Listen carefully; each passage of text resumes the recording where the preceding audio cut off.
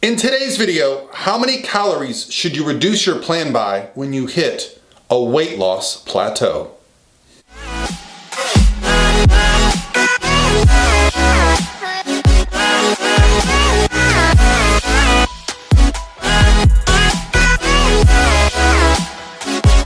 All by myself.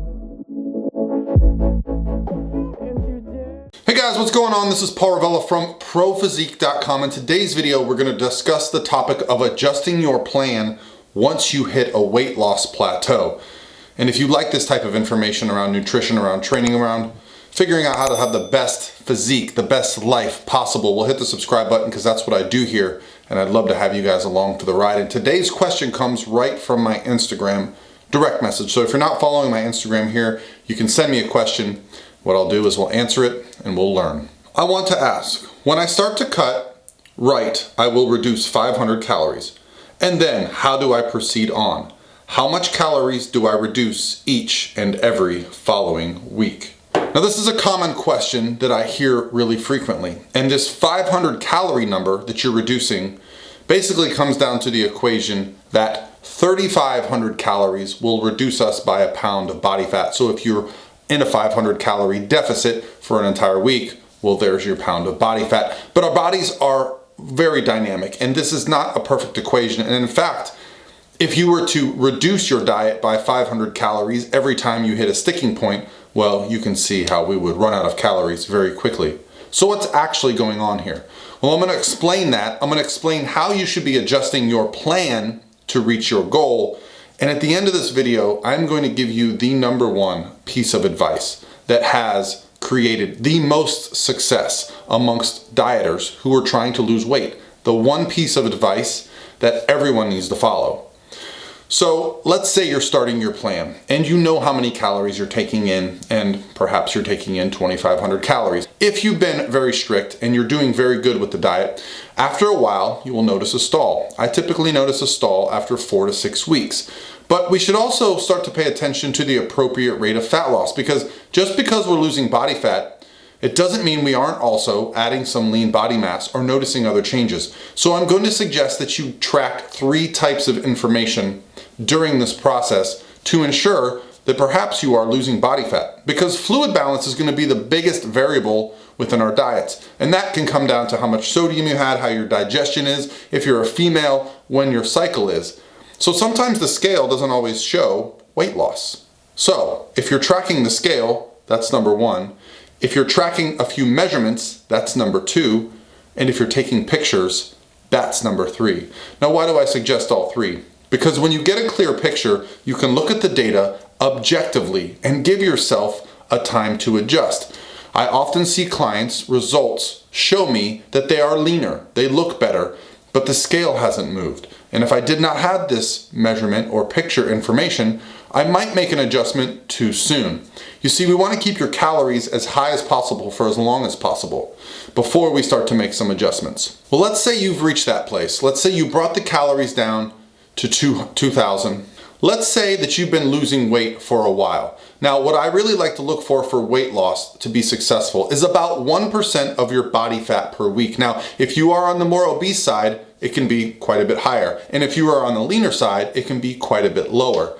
But if we're looking at the big picture, let's say a 150-pound person is trying to lose weight 1.5 pounds per week. And if you notice you're not losing 1.5 pounds or a pound per week during this process, that likely means we've hit a plateau. So now that you've pulled out 500 calories, where do we go from there? Well, I don't believe you need to make a complete 500 calorie adjustment. I believe we hit what are called thresholds. The body will reach a sticking point. Now, to push through that sticking point, we don't need to see a huge decrease in calories to make it to the next level. Just a small one will do. So I typically will adjust 150 to 250 calories. But if you're someone that really thrives on having high volume foods and you feel like you might suffer if you pull out more food, well, an easy adjustment would be to burn more calories through daily activity. You see, our NEAT, or our non-exercise activity thermogenesis, is actually just these movements of our hands, our getting up and walking. You can easily increase your NEAT by taking a 10-minute walk after your meals, by taking the stairs, by parking farther away, by getting outside playing with your kids, going with your friends for a walk. Whatever it might be, you can simply move more to burn more. And this is something that we can really understand better because of the wearable digital information that we have. And it can also be gamified so that you enjoy it. Remind yourself to get your 10,000 steps in a day, your 15,000 steps.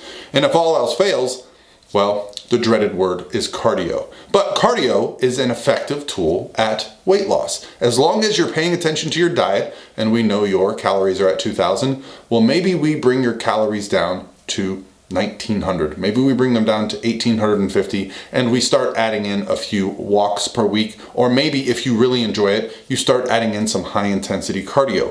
Whatever method that you find fun is going to be the most sustainable for weight loss. Meaning, if you really like cardio, you can probably get away with eating a bit more. And if you really dislike cardio, then you'll probably be able to get away with eating a bit less, being more aggressive with lower calories, maybe resorting to some approaches like fasting where you spend long periods of time not eating and save your larger meals for different times a day when you might be more hungry.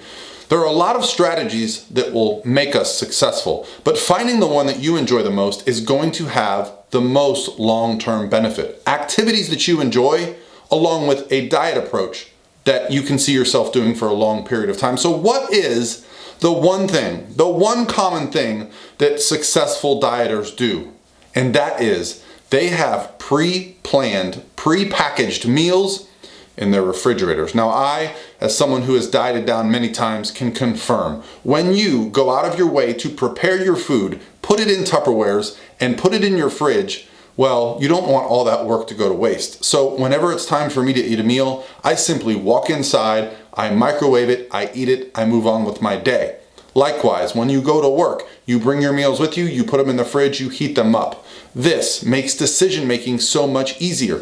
And if you're not someone who wants to go through the process of going to the store, getting food and preparing it, well, there are companies out there. The company that I'm associated with is called Icon Meals. I'll show it to you on the screen here.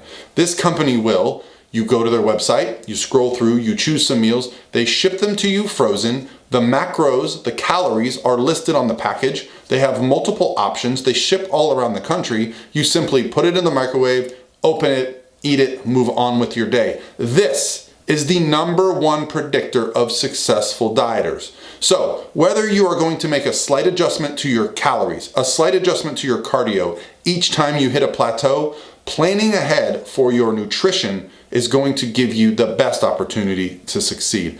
All right, guys, that's going to be it for me today. Hopefully you enjoyed this video, and I'll talk to you tomorrow.